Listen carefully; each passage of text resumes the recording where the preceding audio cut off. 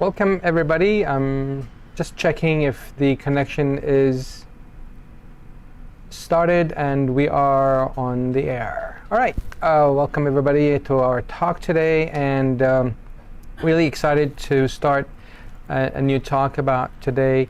It's going to be about a scenario where a couple, a young couple in their late 20s, early 30s, mid 30s maybe, and just wanted to talk a little bit about their current relationship and how it is impacting their, how is it being impacted due to family or previous relationships that they've had in the family. So stick around and we'll be right back with you.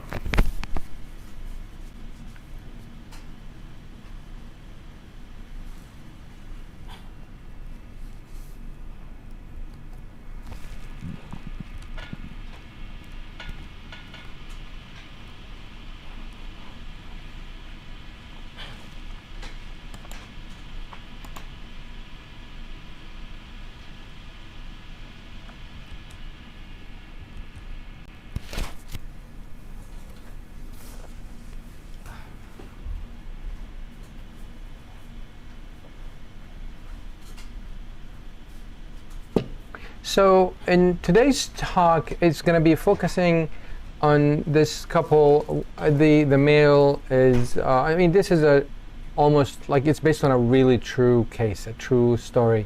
The guy in the relationship is, well, actually both of them are from a country in Asia, and without specifically saying where. So the guy is an artist. And he's pretty much detached from his family. He's been detached from his family from a young age. Apparently his family, he comes from a broken family. Let's call this person Cairo, for a better, for a way to respond to his name. Let's call him Cairo, and let's call his partner Cynthia. How's that? We can call Cynthia and Cairo. Okay, so this is just better saying guy and girl, it's better to say that. So Cairo comes from a broken family. His childhood, actually, he saw the divorce, his parents separating, and he was probably in a very young age of his life, and he never had that nurturing family, quote unquote, and that impacted him throughout his life. He was born and lived in England. And so again, he's originally from an Asian culture, from an Asian country. And let's assume the country is Malaysia, just out of, just to make it easy for reference. And so he's grown and lived in England pretty much alone. And he came back to Malaysia. And then at an older age, he decided to go back to England to stay for the rest of his life there. So he met, during his time here in Malaysia, I'd say, he met his girlfriend, Cynthia, and Cynthia comes from a different type of family though. So Cynthia comes from a family that is quite controlling, for a lack of a better word, we can say controlling, specifically mother. So the mother was intervening with every aspect of this child's life, deciding what to eat, what to drink, what to wear, how to dress, how to get your hair done, how to, pretty much everyone. Who do you friend? Who do you befriend? Who you do not friend? Who, everything's pretty much in this child's life, Cynthia's life, was controlled by mother. Now, you might be asking, the question, why? So you might be wondering, why would a mother do something like that? Now, controlling, quote unquote, and I did a video about that, about do you live or do you have a relationship with a control freak, quote unquote. But out of respect for mother, we're not going to say she's a control freak, but she has a trait of a control freak. Is that safe to say? It's a little bit softer, a little bit. And so you wonder, why would anybody treat their children in such rigidness and such, overwhelmingly controlling the child's life? Any thoughts? Why would a mother do that?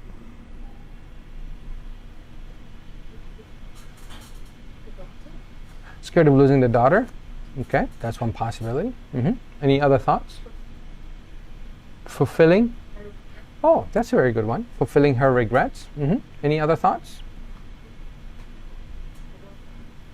She feels has no control on her life. That's a projection, really. Right. That's interesting. Yeah, these are really good reasons, and these are really common reasons. I would also add to that list because she loves her daughter. A lot of parents, they express love because by controlling, because they know better. I think the last talk was one of the mistakes that people can do in a relationship is that you come into a relationship that you feel that you're the better person, that you know better. But in this circumstances, really multiple things the mother is doing that is impacting her relationship with Cynthia, and Kyril has none of that. I mean, he had the freedom of the world. Since he's a child, he's a loner. He's a what do they call it, a lone wolf, right? Pretty much living alone and making his own calls, choosing whatever he wants, and his family quite wealthy, so he had an easy life per se, and he had a chance to get whatever he wanted. Now, that kind of relationship from Kyril's background and Cynthia's background, it's total opposite if you were thinking about it, and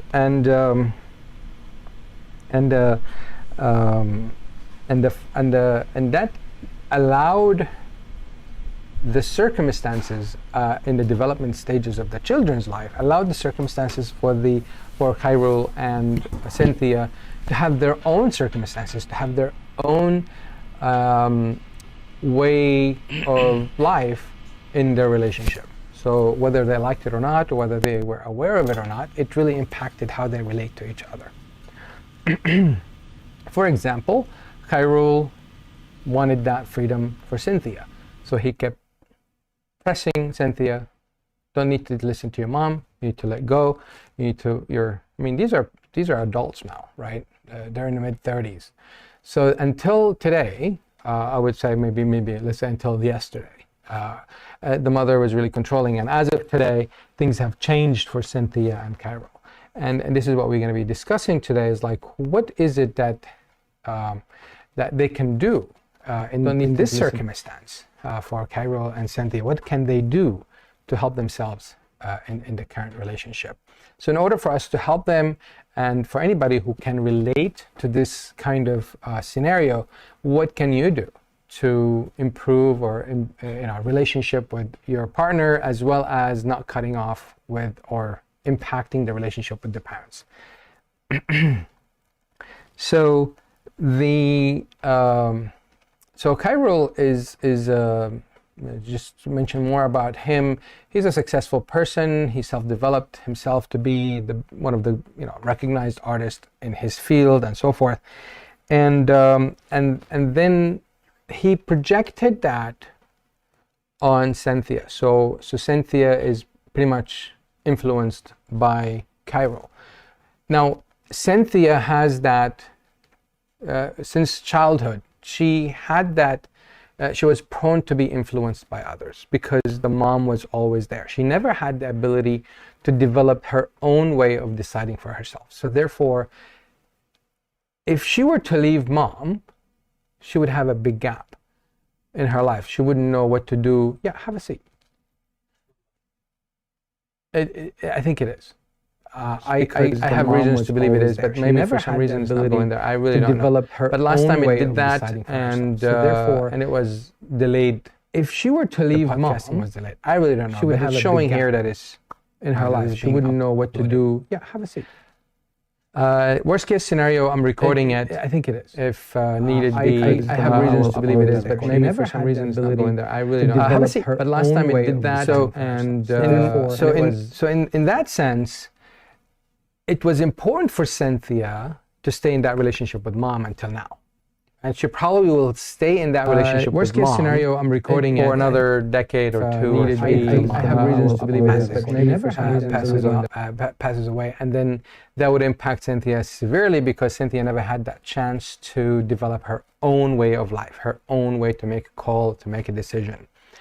And at the moment when Kyril came in the picture a few years back, Kyril and mom went head to head basically. So mom doesn't like Kyril because mom had a plan for Cynthia to see someone else, and actually she did plan a few times to have her hook up. I mean, this person, you know, imagine if your parent is monitoring the messages that you have in your phone, pretending who you are, calling your friends, telling the friends that she wants you to meet, let's go do something, and the friends that she doesn't want you to meet, she says that Cynthia is not available. So she's sending messages on your behalf, she's talking on your behalf to orchestrate your life basically. And that's quite an extreme way to be helicoptering the child. I mean, this is like taking the child with you in the helicopter, really. It's not necessarily helicoptering the child, but it's quite severe, I would say, extreme in a sense. But again, the mom didn't do it out of her will or her ill will, right? It's not like she ill-intended to, but she was well-intended. However, she's not learned. She's an ignorant, well-intended mother. Like many parents out there, they're well-intended but actually ignorant. They don't have that knowledge of how to parent. And that's why I would like to refer to them as well-intended, ignorant parents.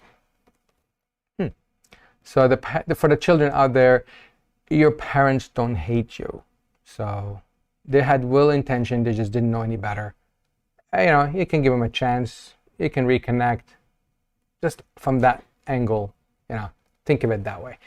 So going back to Cynthia and Kyril, one thing is that we want to focus on how did that control from mom and lack of control, you know, from Cynthia's side, and lack of control or lack of any interactions from Kyril's family, how did that impact the relationship between Kyril and Cynthia? What we can conclude is that it severely impacted it, right? So now Kyril is in challenge with mom. So Kyril now is influencing Cynthia to let go of mom and connect with me. And for that reason, Cynthia, she finds that as an opportunity. She never had that opportunity before because she was always relying on mom, but now I have Kyril, so now I can make the jump. I can jump ship, and I will give that control to Kyril. So Kyril loves that. Cynthia also would love that. So what would happen is that Cynthia would cut off from mom in order for her to be with Kyril. And that's pretty much what's going to happen, or what did already happen between Cynthia and her mom. They're totally cut off for Kyril to exist in Cynthia's life, in Cynthia's new life. Now, if the mom were to say, why did you do that? If I were Cynthia, I would say, well, you made me do it. I blame you for it. That's basically it. I never had the opportunity to grow my own way of making decisions, and I always had to rely on someone to make these decisions for me. And there goes Kyril. He can do that for me. Now both of you are butting heads. I'll just choose Kyril. Maybe he'll die later, and I don't have to worry about missing him. You know, like if I were to miss you in a couple of years, you'll probably die. And I mean, there are a lot of reasoning behind that. But from Cynthia's mind, she's also doing the best thing for her, moving on from mom's control. Now also we can think about from Cynthia's perspective, is what mom did is quite toxic. She wants to distance herself from mom. And I can only imagine that this is devastating for mom. So mom doesn't like that because in the first place, she didn't like Kyril. So from all of this, now, if you were to keep this in the background and looking at Kyril and Cynthia alone in this relationship, how do you imagine the relationship is going to be? Is it going to be smooth? Is it going to be like a soft ride, or is it going to have rocks or turbulences, or they're going to break up? What do you think? Any thoughts? Any questions? Turbulence, like what? What would cause turbulences? Stage of life, let's say getting married, how the situation with mom's side be? Oh, probably. So your question is like, if they're moving on, if the relationship is growing, they want to get married, how is the relationship with mom is going to be? How is the mom going to be in the wedding? If she came in the wedding, she's probably going to ruin the wedding. She's talking to everybody in the wedding, that guy. I'm not happy with my daughter. She cut me off, and she's probably going to ruin the wedding. So I would say, let's assume that she will be cut off from the wedding. Let's say that mom is cut off from Cynthia's life forever. Let's say that there is no role for mom anymore. The role for mom ended when Cynthia cut off. How do you imagine the relationship with Cynthia and Cairo?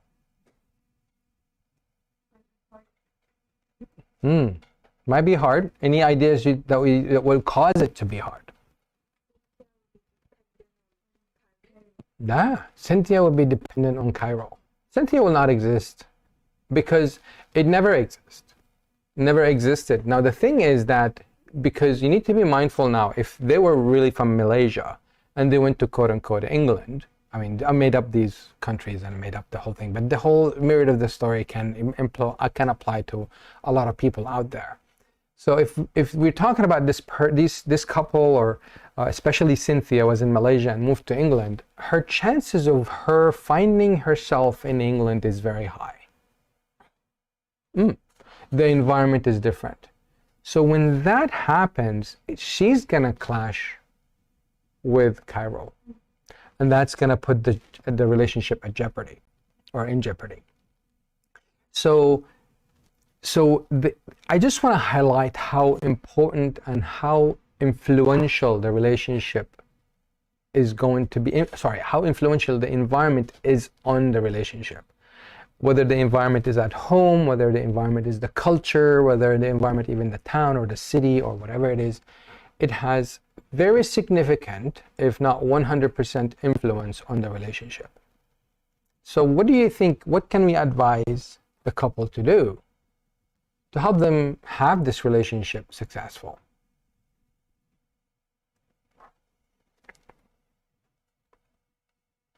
How can we make this relationship successful?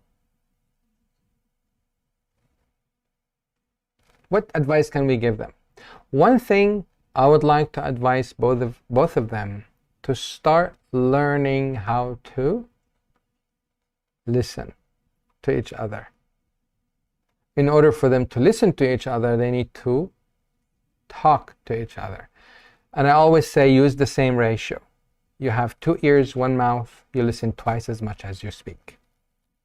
Just follow that same ratio in your relationship. 2 ears, 1 mouth, you listen twice as much as you speak. And that's very important in relationship.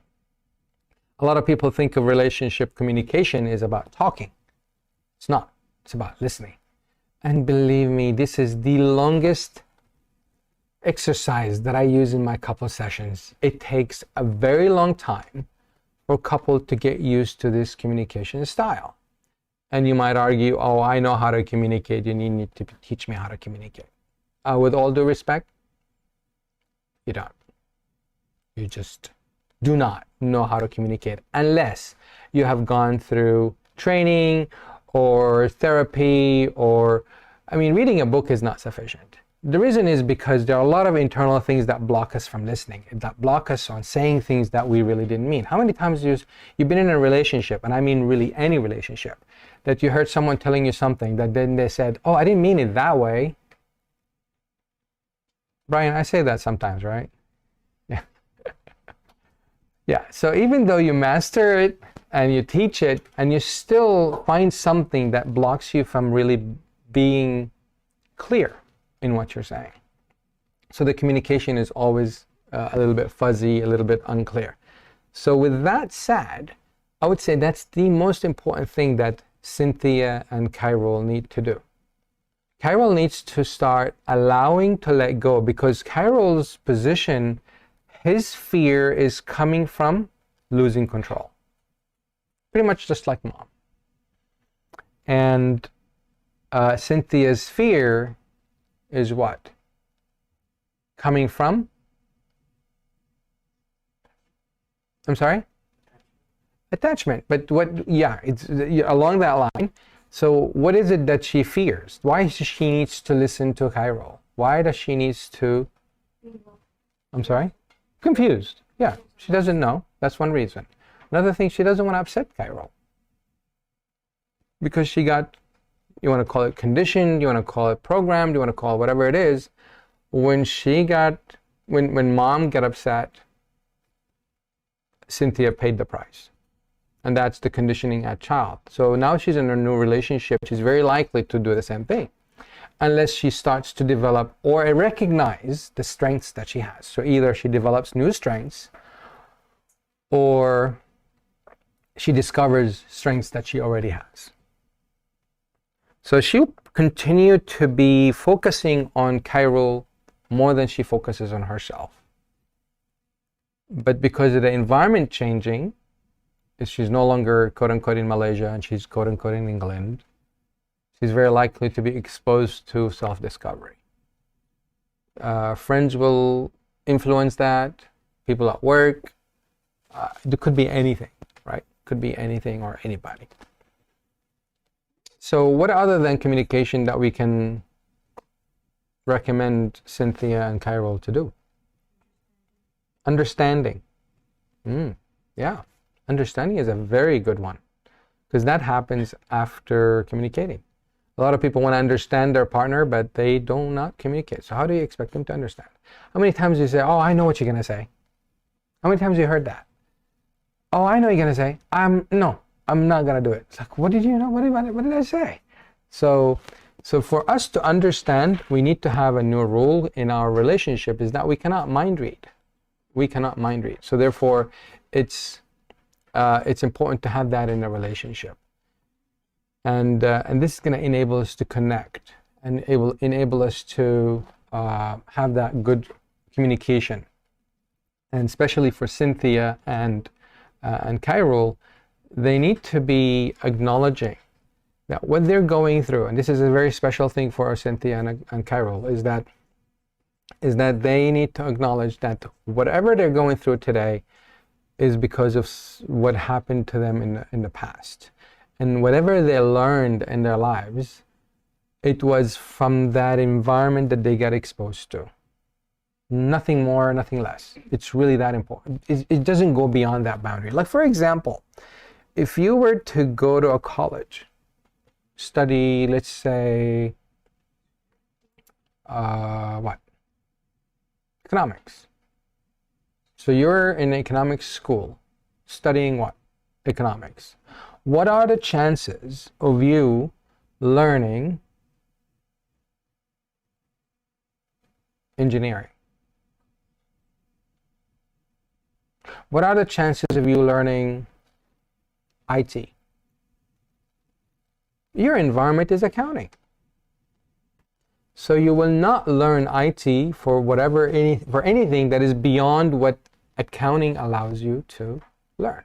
Same thing for engineering. Maybe they'll give you an example about an engineering firm, and you just manage their accounting. You just manage the accounting of an engineering firm. But that's as far as engineering that you would probably know. No difference. In our lives, how we are exposed to environments around us is no different. We will only learn from that school, quote unquote, or the environment that we grow up with. If it's toxic, we only learn about toxicity. If it's broken, we only learn about how to survive in a broken family or in a toxic environment. If it's controlling, we will only learn about how do we survive in a controlling environment. That's it. So, and it's funny enough that we usually tend to pick the partner that is really, that is really mimicking our parent one way or another, or it's just like there's a pattern. Unless we are really educated and well aware of these things, it's just because you don't want the pattern to repeat. The more we learn, the better and the stronger relationship that we will have. The more information we get to share with each other, the more information that we get to develop and grow from this knowledge and this experience. Any thoughts or questions before we end the talk for today?